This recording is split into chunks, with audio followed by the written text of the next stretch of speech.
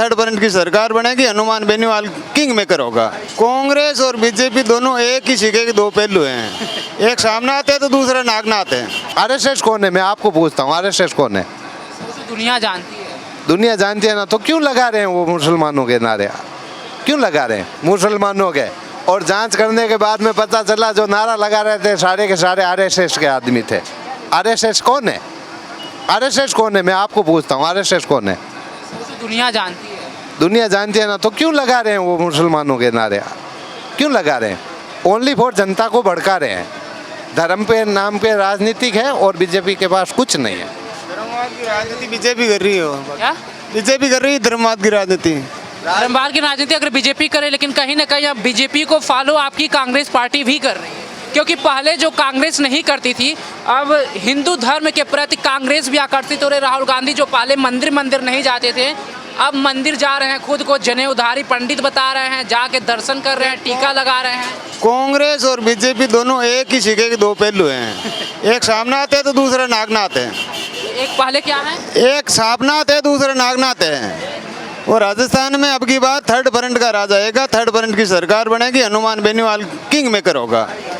राजस्थान की राजनीति का किंग मेकर होगा हनुमान बेनीवाल। यानी दोनों पार्टी को बहुमत नहीं मिलेगा, हनुमान बेनीवाल बिल्कुल नहीं मिलेगा, हनुमान बेनीवाल किंग मेकर होगा। अब की बार राजस्थान की राजनीति का किंग मेकर होगा हनुमान बेनीवाल और चंद्रशेखर आजाद, दोनों का गठबंधन है। और बहुत अच्छा बहुमत मिल रहा है इन दोनों को। मिनिमम 50 सीट आ रही है आरएलपी और एएसपी दोनों को मिला के। यानी सत्ता की जो चाबी है निर्दलीय और आरएलपी के पास है। बिल्कुल निर्दलीय और आरएलपी के पास है। मेनली आप किंग मेकर मानो आप हनुमान बेनीवाल को, हनुमान बेनीवाल और भाई चंद्रशेखर आजाद, दोनों का गठबंधन है। बहुत शानदार पश्चिमी राजस्थान में आप देखो, बहुत शानदार इनको बहुमत मिल रहा है। ये पत्रिका वाले और ये अखबार वाले, ये है ना टीवी वाले, न्यूज चैनल वाले, इनको दिखा नहीं रहे हैं। बाकी कांग्रेस बीजेपी को बड़ा चंद्रशेखर आजाद का कितना पहली बार तो चुनाव लड़ रहे हैं। पहली बार चले, बहुत शानदार प्रभाव आ रहा है। ऐसी कैटेगरी में ये अनुसूचित जाति वर्ग है ना, पिछड़े वर्ग, इनमें बहुत शानदार प्रभाव है चंद्रशेखर का। चंद्रशेखर का आप बोल रहे हैं, मायावती भी उन्हीं के तरफ से आती हैं, तो मायावती का कितना प्रभाव, क्योंकि मायावती भी अब चुनावी मैदान में उतर रही हैं, रैली करने वाली है 2-3। मायावती के लिए कुछ एक बेल्ट है, 1-2 बेल्ट मान लो आप, 1-2 डिस्ट्रिक्ट मान लो मायावती के लिए। राजस्थान में तो 1-2 डिस्ट्रिक्ट है जो यूपी के लगते हुए ना, इस डिस्ट्रिक्ट है ना 1-2। बाकी चंद्रशेखर आजाद का ना ऐसी कैटेगरी में पूरे राजस्थान में मानो आप, पूरे राजस्थान में प्रभाव है। और ये हनुमान बेनीवाल और चंद्रशेखर आजाद दोनों मिलके नए राजस्थान का निर्माण करेंगे और दोनों को किंग मेकर ही राजस्थान की राजनीति का किंग मेकर होगा हनुमान बेनीवाल और चंद्रशेखर आजाद। दादा आपको क्या लग रहा है, आपकी विधानसभा में ज्योति मिर्धा हरिंदर उनके चाचा जी, कौन बाजी? इनमें बाजी ज्योति मिर्धा जी मारेंगे। कारण ये क्या है, हबीब साहब निर्दलीय चुनाव लड़ रहे हैं और हरिंदर जी कांग्रेस से लड़ रहे हैं, तो ये क्या है, दोनों ही मतलब एक ही ग्रुप के आदमी उम्मीदवार है, इसलिए क्या है ज्योति मिर्धा जी बाजी मारेंगे। ग्रुप की बात आप कर रहे हैं, तो ज्योति मिर्धा भी तो उसी परिवार से आते हैं। उसी परिवार से है, लेकिन क्या है, जो कोई राजनेता होते हैं ना, जैसे सीएम है, सीएम के मतलब कांग्रेस की सरकार थी पिछले 5 सालों में, तो क्या है, जो कोई मतलब राजनेता चुनाव हार जाता है ना, तो उसका भी काम होता है। लेकिन क्या है, इन्होंने बिल्कुल ही ध्यान नहीं दिया। ज्योति मिर्धा जी तरफ है और हरिंदर मिर्धा जी तरफ, दोनों तरफ है ना, बिल्कुल नज़रअंदाज कर दिया इन लोगों को कहते सीएम साहब ने, तो फिर क्या करे। और सीट 101% लिख के ले लो, हरिंदर जी जीत रहे हैं चुनाव। ज्योति मिर्धा 20,000 वोटों से हारेगी। ज्योति मिर्धा ने पैसे दे के हबीब रहमान को टिकट खड़ा कर दिया है। 20,000 15,000 से ज़्यादा नहीं लेंगे हबीब साहब, और हरिंदर जी 20,000 से एक तरफा चुनाव 20,000 का चुनाव लगा रहे हैं, आरोप लगा रहे हैं पैसे। ये आरोप लगा रहे हैं, जितना कितना भी है ना, मैं तो मेरी सोच के मुताबिक बोल रहा हूँ कि हरिंदर जी को जितने भी हबीब साहब वोट ले रहे हैं ना, वो हरिंदर जी के ले रहे हैं। ज्योति को बिल्कुल 1% भी हरिंदर जी का वोट काट रहे हैं। हाँ, मैं बताऊँ आपको, ये आप अल्पसंख्यक वोट की बात कर रहे हो ना, 80% कांग्रेस में जा रहा है। हरिंदर जी को 80% मिलेंगे, 20% हबीब साहब को मिलेंगे। और गाँव में आप देख लो, 70% जाट ऐसी वर्ग ने 70% हरेंद्र जी के साथ जा रहे हैं। ज्योति को देख चुके हैं, 3 चुनाव हार चुकी है, चुनाव के टाइम आती है, बाकी अपना काम धंधा करती है, कोई मतलब नहीं है राजस्थान की किसान वर्ग से, कोई मतलब नहीं है। कल प्रधानमंत्री खुद आ रहे हैं, उनके लिए रैली कर रहे हैं, तो कुछ तो प्रभाव बदलेगा यहाँ का समय। अरे प्रभाव तो प्रधानमंत्री जी से बिल्कुल कोई बदलने वाला नहीं है। वैसे ज्योति जी 3 चुनाव हार चुके हैं, तो हरेंद्र जी 4 चुनाव हार चुके हैं। अब हबीब साहब क्या है, क्या कहते नहीं बीजेपी के अंदर जाते हैं। चुनाव हारने के बाद दोनों पार्टी क्यों खेल रही है इन दोनों के?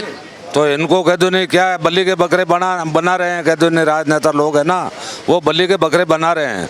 क्या है, हबीब साहब 2 बार तो कांग्रेस से चुनाव जीत गए, 2 बार बीजेपी से जीत गए। हबीब साहब होते हैं ना, चुनाव लड़ते हैं तो क्या मोमडन 80% पोलिंग करते हैं, और अगर इनके कहते नहीं मोमडन भाई का उम्मीदवार नहीं होता है ना, तो ये लोग 20% पोलिंग नहीं करते हैं। ये हम आप जान लोग- चुके हैं पिछले 20 साल से, ये हम लोग जान चुके हैं। कहते नहीं अगर इनका उम्मीदवार होगा तो 80% पोलिंग करेंगे, अगर इनका उम्मीदवार नहीं है तो 20% पोलिंग नहीं करेंगे ये लोग। अब की बार भी कर रहे हैं, बहुत शानदार वोटिंग करेंगे, हरेंद्र जी के पक्ष में इस करेंगे। बात को देख लेना। मैं नहीं मानता हूँ, ये धोखा है हरेंद्र जी के साथ में, बिल्कुल कहते नहीं, एकदम धोखा है। मैं मानता हूँ हरेंद्र जी है। आप लोग किसको देख रहे हैं? हनुमान बेनीवाल का युवाओं में बड़ा क्रेज देखा जाता है, तो क्या लगा मतदान करते हैं कि नहीं, ये बताइए पहले। वोट देते हैं कि नहीं?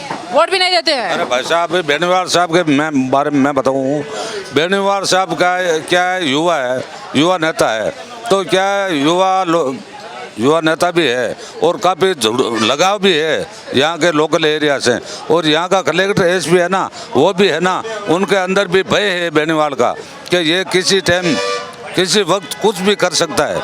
तो क्या है, कहते नहीं वहाँ सांसद के अंदर 542 सांसद है, तो एक बेनीवाल बोलने वाला है और बाकी है ना बोलने वाला नहीं है। कारण क्या है, उनके पीछे क्या है, कोई मतलब लगाव नहीं है, सिर्फ अकेला है ना, तो ये दबंग है और ये राजनीतिक है ना काबिज है।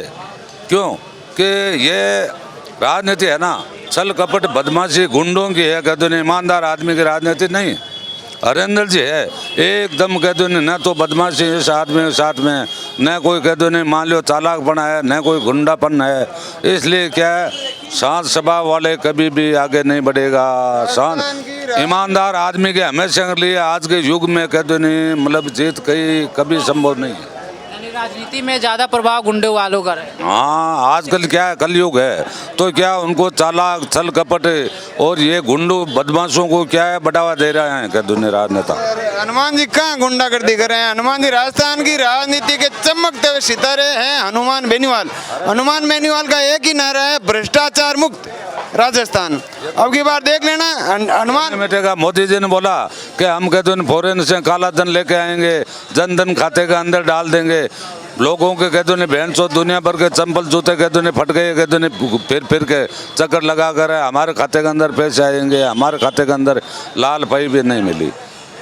सीएम साहब ने जैसे काफ़ी फायदे दिए, लेकिन फायदे देने के बावजूद क्या हुआ, मोदी जी ने लेटर लिखा। आप दोनों का बुराई, दोनों का तारीफ कर रहे हैं, आपका मूड किधर का है? नहीं, हमारा मूड तो ज्योति जी तरफ है, स्पष्ट बोल रहे हैं। भाजपा की तरफ से। हाँ, नहीं हम तो उम्मीदवार देखते हैं, पार्टी से हमें कोई लेना देना नहीं। हरेंद्र जी ने क्या किया, पिछले दिनों में मोमडन भाइयों को काफ़ी फायदा दिया, लेकिन इन्होंने भी विरोध किया हरेंद्र जी का। एक एसी और मोमडन 2 है जगह, ये पहले बोलते थे कि ये कांग्रेस हमारी माँ है, तो उन लोगों ने माँ को छोड़ दिया तो हमारे क्या है। फिर वैसे आपका ये टी शर्ट है बना हुआ पहना हुआ है, तो ये आपने पहन रखा है ना, तो एक दिन इसका अंत होगा। तो क्या है, कांग्रेस पार्टी है ना आज 70 साल से शासन कर रही है, तो इसका एक दिन अंत होगा। क्यों होगा? जैसे हल चलाता किसान था, चिन्ह था, चुनाव चिन्ह था, वो कहाँ गया? तारे का चिन्ह था, वो कहाँ गया? गाय बछड़े का चिन्ह था, वो कहाँ गई पार्टी? जनता दल का चुनाव चिन्ह था, वो जनता दल कहाँ गई? तो इसलिए क्या है, बीजेपी युवा है और ये क्या कांग्रेस है जो वृद्ध है, तो इसलिए क्या है, युवा शक्ति है ना। चाहते हैं लोग। अब की बार देखना जो आज़ाद समाज पार्टी और आरएलपी का जो गठबंधन हुआ है ना, इससे दोनों पार्टियां तिलमिला उठी हैं, घबरा गए हैं।